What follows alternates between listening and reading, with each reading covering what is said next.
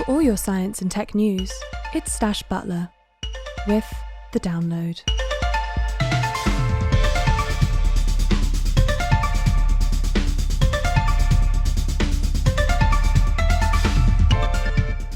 Welcome to The Download, a brand new show from Radio Taiwan International covering all the latest developments in science and technology.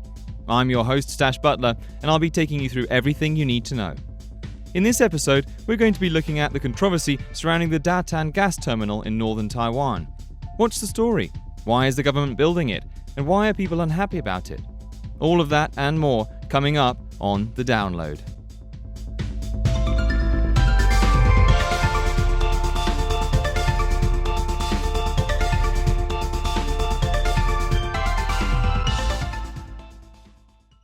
So, what's going on here? Taiwan's state-owned CPC Corporation is building a liquefied natural gas terminal in Taoyuan, northern Taiwan. It'll be used to deliver gas to a nearby power station called the Datan Power Plant. And it's all part of the government's plan to increase gas power to 50% of Taiwan's total energy supply by 2025. But protesters want to stop the construction because they're building it on an ancient algal reef. The government says it's carried out environmental assessments and made modifications, but that hasn't satisfied opponents of the terminal. And to make matters more complicated, Taiwan's opposition party, the KMT, have waded in on the fight on the side of the protesters. They've gathered signatures for a national referendum on the issue. But why is the government building more fossil fuel infrastructure in 2021? And how did this fight get political? Confused? So am I. I spoke to Clara Gillespie from the National Bureau of Asian Research to get the bigger picture. Today we're talking about this Datan gas terminal, which is going to be built by an existing gas power plant right in Taoyuan in northern Taiwan. And there's been a lot of controversy around it. But the government is standing by this project, saying they've scaled back the project. They're saying that they've carried out the necessary kind of checks and so on. But what makes this terminal so important to Taiwan's energy strategy? It's a couple of different things. So one is just that broader question of where natural gas fits into Taiwan's energy mix in general.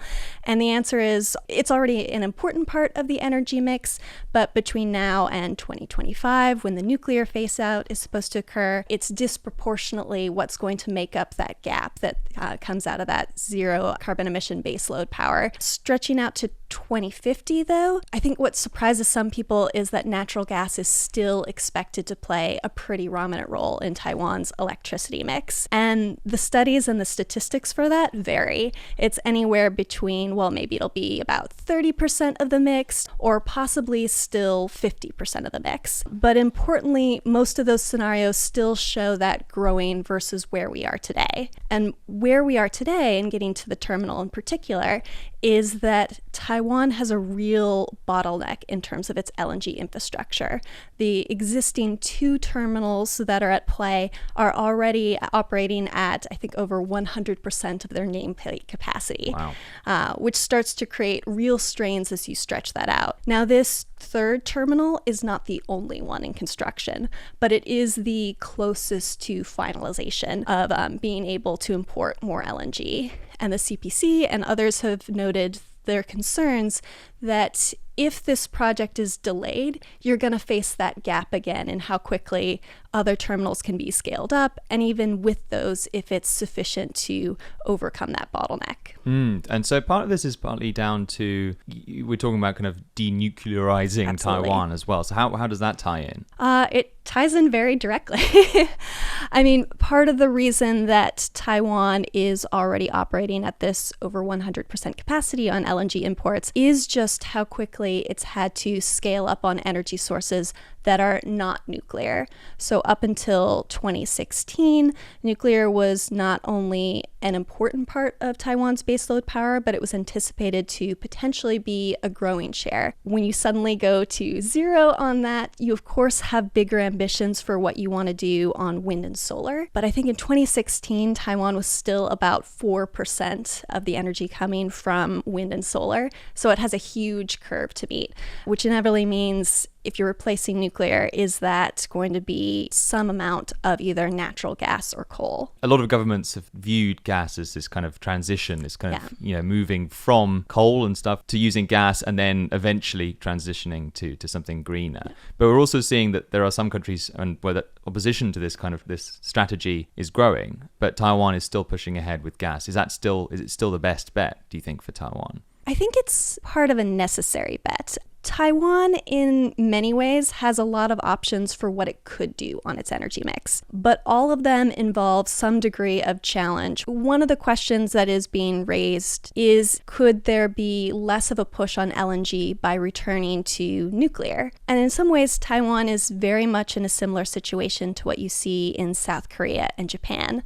both of which face that exact same question in the aftermath of the Fukushima Daiichi disaster. Both Japan and South Korea outlined a policy close to what Taiwan has said in the total drawdown of nuclear and have backed away from it. So they've decided that that's actually not the best way forward, that actually nuclear energy is part of the way for a green transition. At least to some extent, and right. At least for some period. So firstly, you referred to the 2025 date, and that's significant because the government's outlined this policy where they want to see, if I remember correctly, it's 20-30-50 policy, which means 20% of power from renewable sources, 30% from coal, and 50% from natural gas by 2025. So how close do you think they are to hitting that target? I mean, it comes exactly back to the terminal, because the big bottleneck is, can you get to 50% LNG with the existing import infrastructure? Taiwan does not have indigenous resources for natural gas, or at least not any on any notable scale. So all of that has to come in through imports. Right now, I think as of 2019, Taiwan is past that 30% mark on LNG as part of the electricity mix. So it's getting closer, but that's not 50% by any measure. And if you are already operating at capacity, something has to change to really be on target. I mean, Taiwan is so dependent on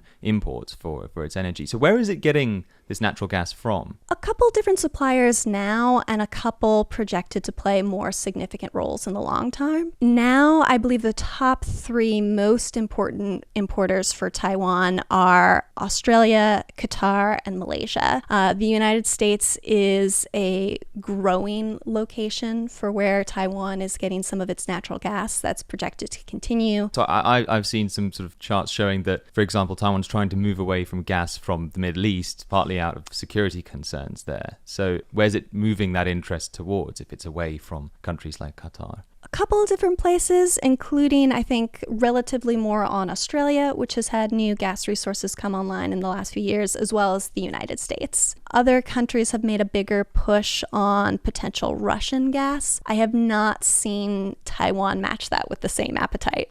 With the 2050 date that the government, you're talking about projections from 2050. So they're still not seeing renewables like wind and solar hitting a 20%, or they are seeing it hit 20%, but just still not playing that integral part and replacing the carbon emitters? More of the latter. If you pull back a little bit on the global picture, a lot of countries have been struggling to hit some of their more ambitious targets for wind and solar. And I say this because in some ways, Taiwan is a really positive story, especially with wind, where the country has really been punching above its weight globally. But it's not just scaling up wind and solar, it's also what you're drawing down. And so the challenge is not just pushing out natural gas, but it's also how you deal with nuclear being completely gone, and ideally in that 2050 scenario, also getting coal down to zero. So it's an incredible task on top of already what you've had, I think, in the last years is Taiwan, first doubling its share of wind and solar in its electricity mix, and now looking to do that several times over again in what's not that long of a window. That was Clara Gillespie from the National Bureau of Asian Research. And that's all we have time for this week. Next week, tune in to find out why Clara thinks that the risk of blackouts in northern Taiwan is very real. That's next week with me, Stash Butler, on The Download.